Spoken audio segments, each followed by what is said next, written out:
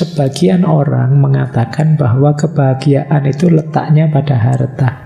Akan tetapi yang berpikir begini adalah orang yang putus asa dalam kemiskinannya. Orang yang sudah kaya biasanya akan sadar bahwa ternyata kekayaan itu bukan sumbernya kebahagiaan. Kalau ada orang yang hanya mengandalkan materi untuk bahagia, dia ini orang yang tertipu. Assalamualaikum warahmatullahi wabarakatuh. Bismillahirrahmanirrahim. Selanjutnya Hamka menjelaskan sisi batinnya, sisi imateri dari kebahagiaan. Ada 4. Ini menarik ya. 4 ini mungkin teman-teman menganggapnya jauh berhubungan dengan kebahagiaan, tapi ini dekat, kata Hamka. Jadi apa sih kondisi batin yang penting agar kita bahagia? Yang pertama i'tiqad, yang kedua yakin, yang ketiga iman, yang keempat din. Ini sikap-sikap batin unggulan untuk orang bisa bahagia. Yang pertama i'tiqad. Orang kalau ingin bahagia, dia harus kuat prinsip, tidak mudah terpengaruh, tidak gampang diombang-ambingkan. Ini namanya i'tiqad, keyakinan yang kuat terhadap sesuatu. Itu i'tiqad. Nah, setelah i'tiqad ada yakin. Ini lebih dalam. Yakin ini lebih dalam daripada i'tiqad. I'tiqad itu sekedar percaya dan mantap. Tapi kalau yakin, ini tahu alasannya, ngerti dalilnya, itu yakin.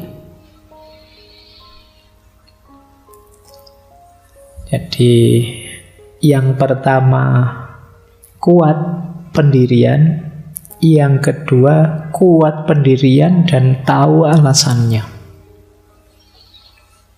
Kenapa saya harus ini? Iya Pak, karena ada dalil begini. Kenapa saya harus begitu? Yo argumennya ini. Ini namanya orang yakin.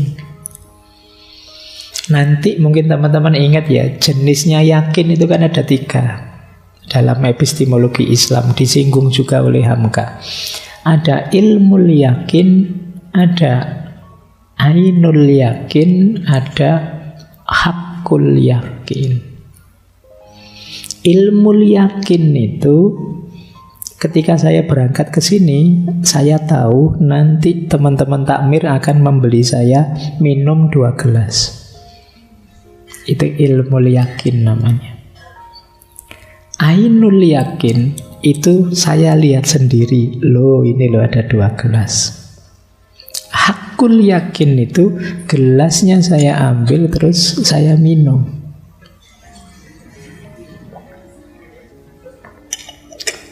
Ini hakul yakin.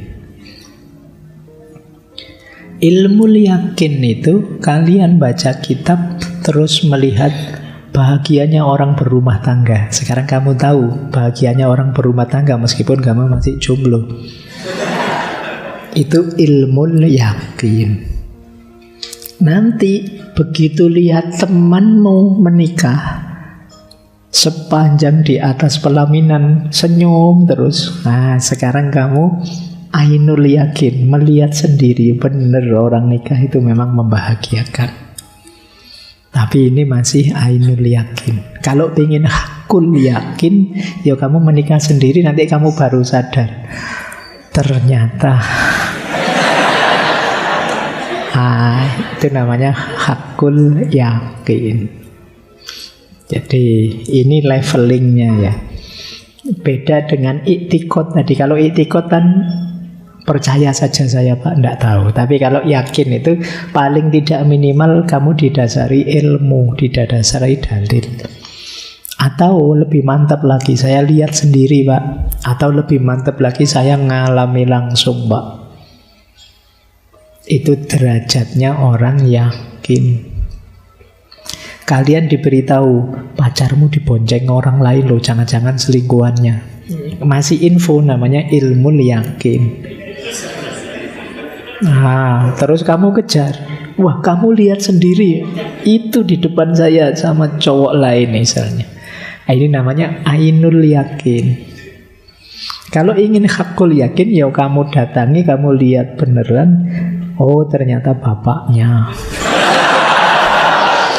Oh, jadi lah ya, ini bisa levelnya hakul yakin lebih mantap. Kalau tadi ilmu yakin masih meragukan, ainul yakin meskipun lihat sendiri kadang-kadang juga salah lihat. Tapi kalau sudah mengalami langsung hakul yakin lebih mantap.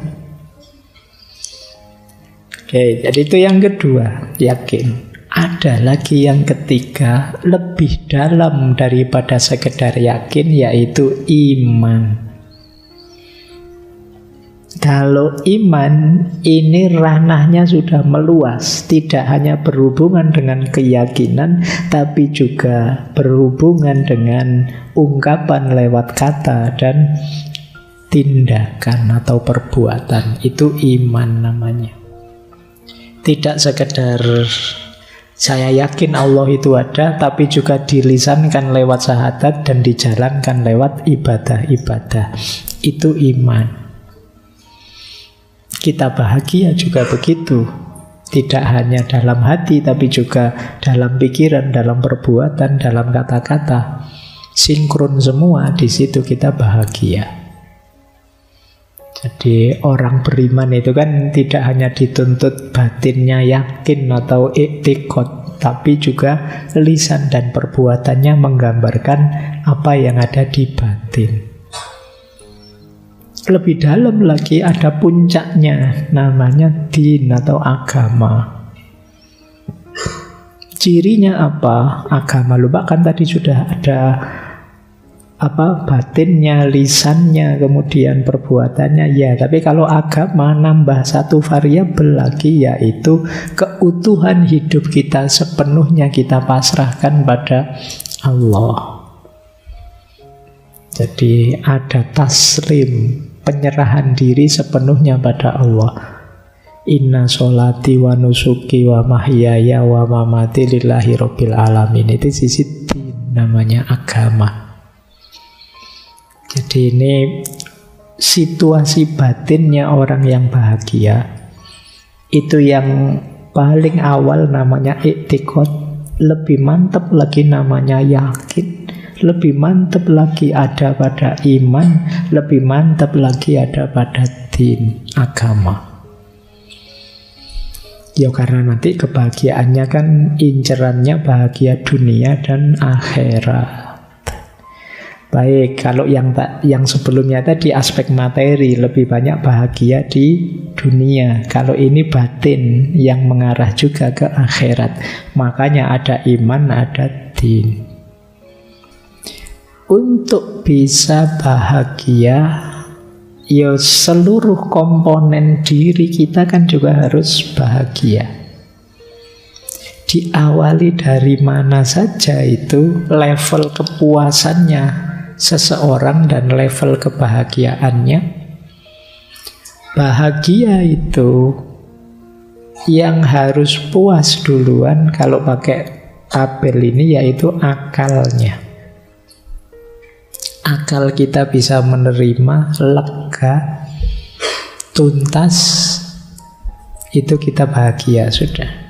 Tapi kalau pikiran kita masih ganjel, saya masih ragu-ragu ini Pak, itu belum.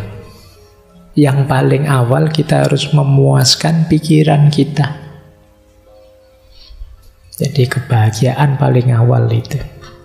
Kalau pikiran kita sudah puas, naik lagi satu level perasaan kita. Rasanya nyaman. Jadi akalnya karena puas dia diam, perasaannya kemudian merasa nyaman. Ini dua yang awal itu sisi batin. Kebahagiaan. Jadi ada kebahagiaan level akal, ada kebahagiaan level perasaan. Kata Hamka, dua yang pertama ini individual. Tapi nanti bisa naik satu level lagi, kebahagiaan level sosial. diawali dari level sosial yang paling kecil, rumah tangga. Kalau akal puas, perasaan nyaman, berlanjut, keluarga kita nyaman, bahagia. Nah, ini level kebahagiaan yang lebih tinggi. Kalau keluarga sudah bahagia, naik satu level lagi, sukses dalam bidang karir, mata pencaharian. Ini akan lebih membahagiakan lagi. Kalau itu juga beres, kita bisa naik ke level tertinggi kebahagiaan ketika kita bisa sepenuhnya menyerahkan diri pada Tuhan. Ini nanti yang termasuk makrifat tadi. Jadi ini tahapan-tahapan yang mungkin kita alami saat kita meniti jalan kebahagiaan. Yang lebih atas mengandung bawahnya, tapi yang bawah tidak punya atasnya. Kalau kita nyaman di perasaan, biasanya akalnya sudah beres. Kalau akal masih cerewet, tidak puas, perasaan kita juga masih goyang. Kalau kita beres di rumah tangga, keluarga, biasanya ya perasaannya sudah enak, akalnya sudah jinak. Kalau perasaan masih belum nyaman, akal masih bingung, tidak karu-karuan, di level rumah tangga pun masih sulit untuk bahagia. Jadi kalau sudah di atas, punya bawahnya. Tapi kalau di bawah, tidak mesti punya atasnya. Rumah tangga nyaman, aman, tentram, tapi belum jaminan karir, mata pencaharian beres. Termasuk yang paling atas. Orang tidak mungkin bisa sepenuh hati menyerahkan diri pada Allah kalau masih ada ganjalan karir, ganjalan keluarga, pikirannya masih kacau, perasaannya masih awut-awutan. Sulit kita pasrah pada Tuhan. Inilah level-level tahapan orang bahagia. Yo, silahkan teman nanti merenungi ya, saya ada di mana, sampai di titik mana. Akal beres, perasaan nyaman Pak, rumah tangga belum Pak, karir nanti dulu Pak. Oh, berarti 3 yang atas masih belum. Makanya ada yang bilang menikah itu setengahnya agama, karena bahagiamu juga masih setengah, belum bisa sampai atas. Makanya tidak boleh ada yang niat tidak nikah ya. Kalau kamu niat tidak nikah ya sampai akhir hayat bahagiamu setengah. Ada setengahnya lagi, 3 yang atas itu kan tidak terpenuhi kamu. Baik, kita lanjutkan. Ayo, bahwa kamu lama dapatnya atau tidak dapat kan bukan berarti kamu niat tidak nikah. Nanti kalau ditanya Allah, kamu kok tidak nikah? Saya sudah niat ya Allah. Sayangnya kok tidak ketemu-ketemu. Baik, kita lanjutkan. Ini adalah paradok materi. Paradok materi itu, mari pinter-pinter menyikapi harta dan materi. Banyak orang salah sikap. Ada yang anti sama sekali, ada yang mengandalkan materi. Ini dua-duanya negatif, kata Hamka. Jadi seperti tadi loh, gaya platonik yang anti materi, atau gaya Aristoteles yang sangat peduli dengan materi. Terus digabung, memang paradoks sih. Tapi yo jangan hidup hanya mengandalkan materi. Memang dia menggoda, tapi jangan diandalkan. Meskipun tidak diandalkan, juga jangan ditinggalkan. Kita perlu materi, kita perlu harta. Jadi kata Hamka begini, kalau ada orang yang hanya mengandalkan materi untuk bahagia, dia ini orang yang tertipu. Jadi biasanya orang yang mengandalkan materi untuk bahagia adalah orang yang belum kaya. Orang yang sudah kaya biasanya akan sadar bahwa ternyata kekayaan itu bukan sumbernya kebahagiaan. Hamka menyatakan begini di bukunya, sebagian orang mengatakan bahwa kebahagiaan itu letaknya pada harta. Akan tetapi yang berpikir begini adalah orang yang putus asa dalam kemiskinannya. Hendak menjadi kaya tapi selalu gagal. Kadang dirundung rasa mencapai kesenangan, padahal tak diperoleh kesenangan lantaran kehilangan kebahagiaan. Pendapatnya tak didengar lantaran ia miskin. Karena itu diputuskannya lah bahwa bahagia itu ada pada uang, bukan lainnya. Kaidah ini berasal dari hati yang kecewa. Jadi kalau ada orang bilang, "Alah sudahlah, apa-apa itu kalau pengen bahagia ya apa ya harta, atau ya intinya duit lah, nggak usah dibahas susah-susah, intinya duit bahagia itu." Orang yang bilang begini biasanya masih belum punya banyak duit. Jadi maka dia bilang begitu. Buktinya apa? Orang yang kaya raya, uangnya banyak, biasanya justru dia baru sadar ternyata bukan itu intinya. Hamka membeli ilustrasi begini, coba dicek ya. Kadang-kadang ada orang miskin, kemudian dia bercita-cita kaya. Dalam bayangannya, kalau saya kaya bisa melakukan kebaikan ini, kebaikan itu. Ternyata begitu kaya beneran, tidak jadi kebaikan ini, kebaikan itu. Dia malah jadi sombong, jadi pelit. Itu juga ada kalimat, itu bukan dari saya loh ya, dari beliau. Ada negarawan yang ketika jadi anggota parlemen berjanji akan menolak segala kezaliman. Tapi setelah jadi presiden atau perdana menteri, justru dia sendiri yang menzalimi rakyatnya. Jadi banyak orang yang kalau belum sukses, bayangannya luar biasa. Tapi begitu sukses beneran, yang ada di bayangan yang baik-baik tadi tidak jalan. Termasuk orang kaya tadi. Teman-teman mungkin lihat kasus ini, kok saya kaya tak sumbang itu semua uang saya tak kasih. Kayamu kan ngono karena kamu tidak kaya. Besok kamu kaya beneran, tidak jaminan kamu seperti yang kamu bayangkan tadi. Ini yang disebut kekayaan itu sering menipu. Jangan tertipu, tapi juga jangan ditinggalkan, karena kita perlu. Ada kalimat begini dari Hamka, sekian lamanya umat Islam membenci dunia. Ini mengkritik kita, tidak menggunakan kesempatan sebagaimana yang lain. Lantaran itu mereka jadi lemah, akan berkorban, tidak ada yang dikorbankan, karena harta benda dunia telah dibenci. Akan berzakat, tidak ada yang dizakatkan karena mencari harta dikutuk. Orang lain maju dalam lapangan penghidupan, mereka mundur. Dan bila ada yang berusaha mencari harta benda, mereka dikatakan telah jadi budaknya dunia atau orang dunia. Kita sering begitu.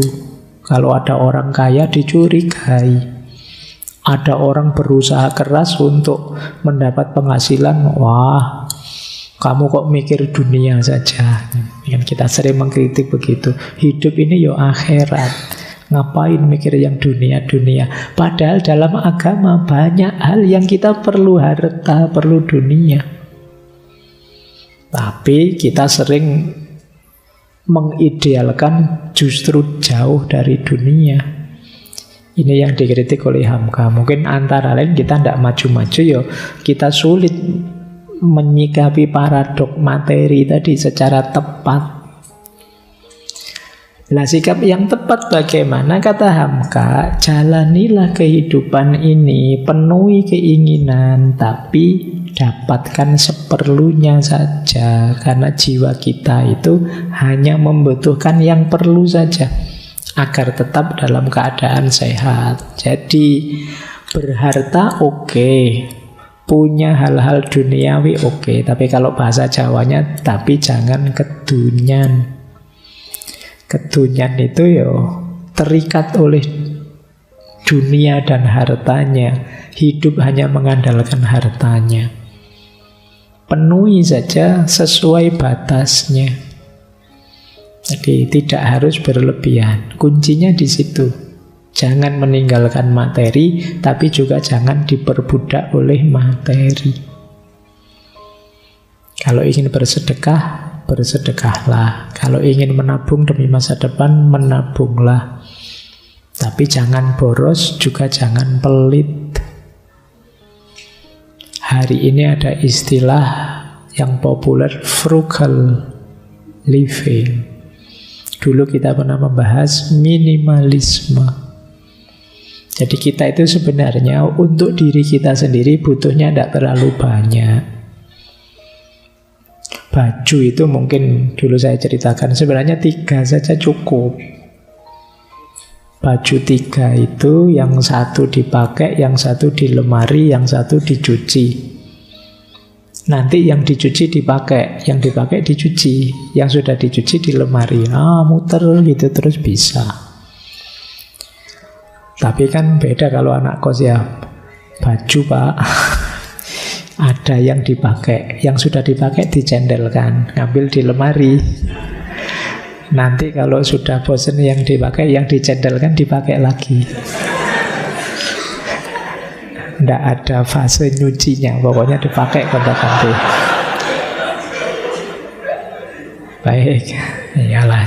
Dunia penting, tapi dunia adalah, kalau bahasa Arab itu mazro'atul akhirah.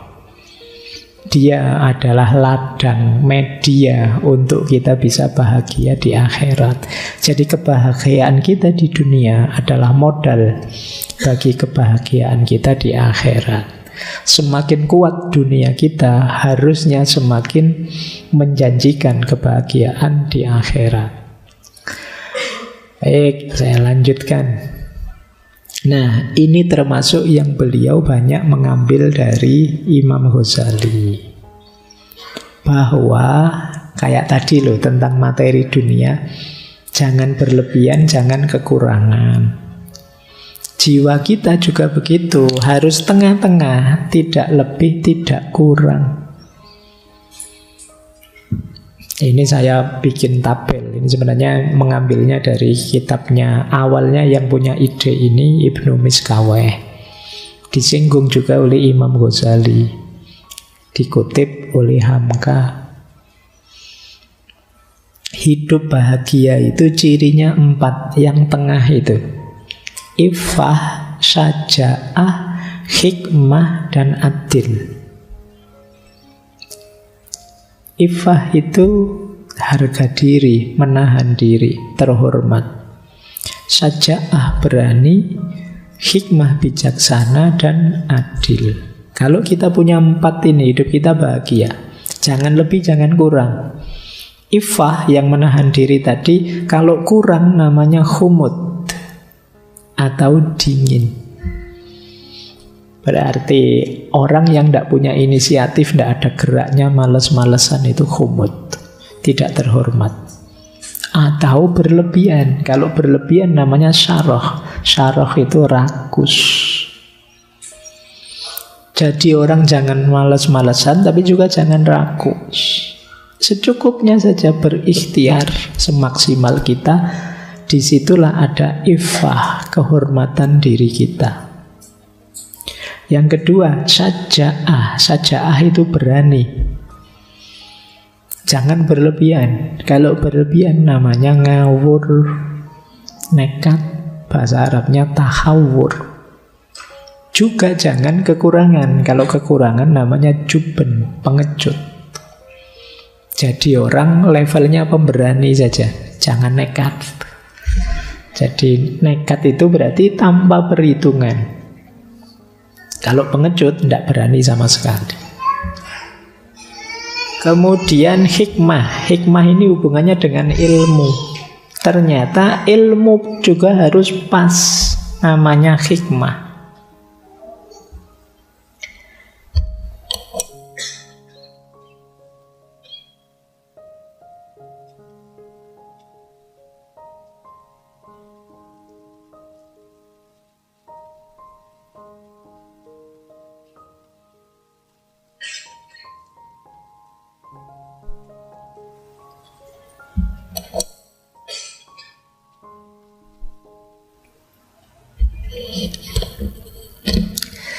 Oke, baik. Dilanjutkan lagi. Suaranya hilang lagi. Jadi ilmu itu harus pas. Berlebihan jelek. Namanya safah. Lancang istilahnya. Jadi seperti hari ini itu kan ada banjir informasi macam-macam. Kalau kita tidak bisa memfilter, banyak ilmu yang tidak ada gunanya. Itu yang disebut safah. Boleh dicek di kepala kita, mungkin ada banyak informasi-informasi yang apa iya saya harus tahu itu. Mungkin ada informasi, Pak, artis itu loh Pak, kemarin kan baru nikah, sekarang mau cerai lagi Pak. Pak, ini macam-macam kan, coba isi kepalamu itu tidak karu-karuan di sini. Itu namanya safah. Kekurangan informasi ya jelek, itu namanya bodoh. Jadi ndak update, kurang informasi jelek. Tapi berlebihan sampai semua yang ndak penting kita tahu, itu ya jelek. Yang bagus apa? Bijaksana. Pastikan pengetahuan-pengetahuan yang kita input ke kepala kita sesuatu yang penting, yang baik, yang manfaat. Itu namanya hikmah. Yang keempat, adil. Adil itu pas. Segalanya pas itu adil.